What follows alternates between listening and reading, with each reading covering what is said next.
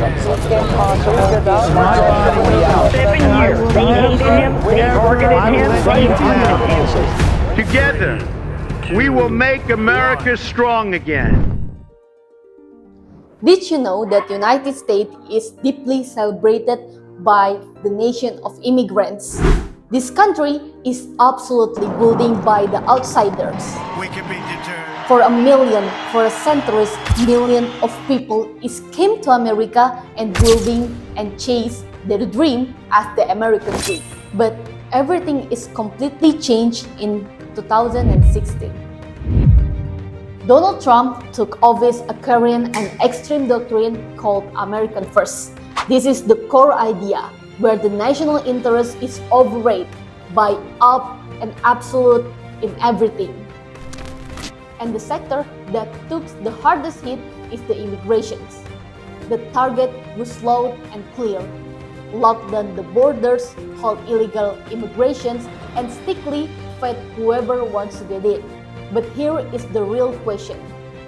Was this radical immigration policy solely the work of one named Trump?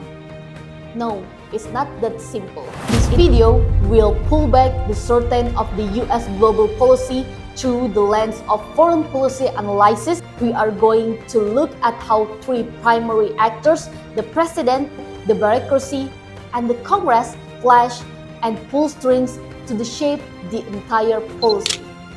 In the United political system, the president acts as the agenda setter. He holds the compass. For Trump, immigration was not just a humanitarian issue, it was a direct threat to national security and local economic survival. That's why he immediately launched massive dispersion, building the Mexican border walls, enforcing travel bans, slashing asylum, and wrapping up the deportation. Now, knowing that the bureaucracy and the parliament move at the snail's pace, Trump deployed his ultimate weapon, executive orders. Through this mechanism, a president can directly command agencies to execute policies, bypassing the need to wait a Congress to pass a law.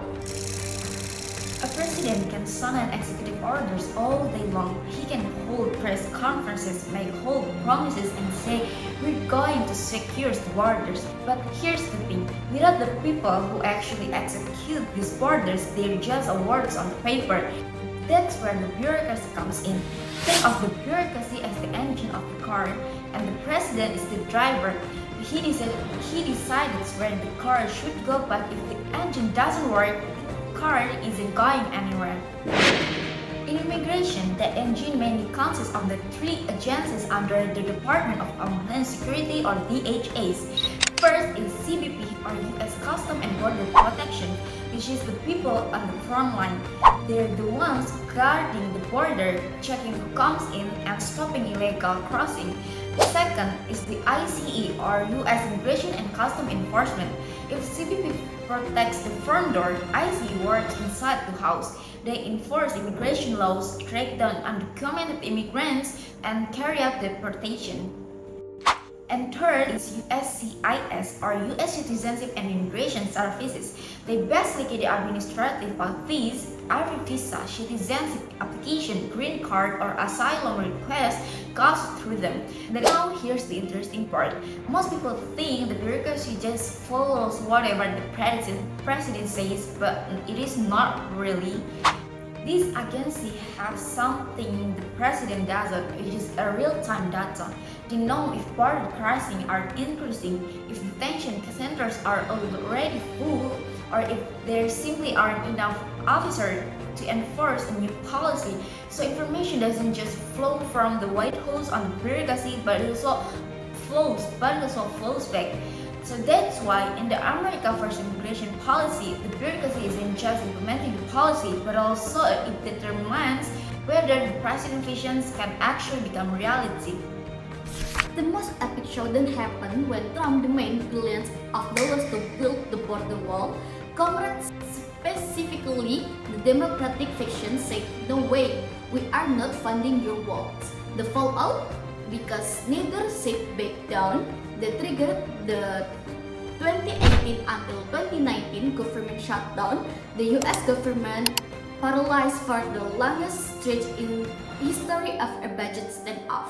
The proof Congress has the ultimate leverage to block, starve, and entirely reshape a president's foreign policy. So, if we piece the entire puzzle together, American first immigration policy is never work of a single man. It is the raw product of institutional tug of war. First is the president, drives the political visions, and so if we piece the entire puzzle together, American first immigration policy is never work of a single man. It is the raw productions institutional of tug of war. First is the president. The draft, the political division, and the setting of the agenda. The second is the bureaucracy, handle the brutal operational logistics and the execution. And the last is the Congress. It sets the legal framework and the lockdown the cash. If even one of the players fall off the scene, the entire policy stalls or breaks down in mid-air. So, what can we conclude from this discussion? United States foreign policy, especially on sensitive issues like immigration, is not an example. As a speech made by the president during immigration is not simple as speech made by the president during a campaign. The America First policy clearly views U.S. immigration policy to become stranger, more defensive, and more focused on national security. So, the president, we can see where the political ideas and direction come from. So, the bureaucracy, we understand that policy cannot work without implementation and enforcement. And through Congress, we learn that in the American political system, the president have power is limited by funding discussion and legislative oversight. In the end, the success or failure of a policy depends on the balance and comparison between these three institutions. So, the next time, if you heard news about the United States changing its immigration policy, remember that there is a complicated political process happening behind the scenes in Washington. That's all from us, and thank you for watching, guys!